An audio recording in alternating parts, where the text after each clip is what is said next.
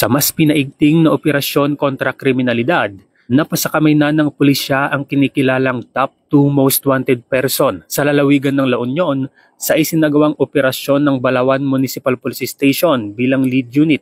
Katuwang ang RID Pro 1, LUPIDMU, LUPIU, LU 1st PMFC at LUPDEU.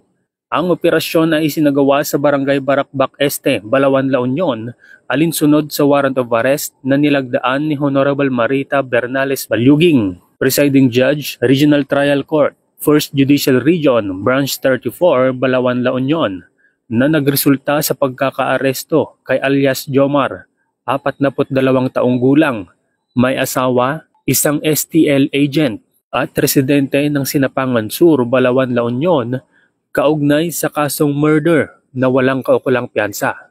Ang suspect ay nasa kustodiya ngayon ng Balawan Municipal Police Station para sa dokumentasyon at tamang disposisyon.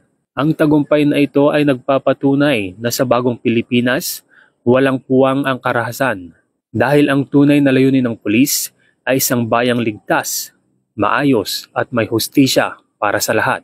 Mula dito sa Ilocos Region, ako ang inyong PNN correspondent, Police Corporal Rafi Viloria, alagad ng batas, tagataguyod ng Balitang Pulis.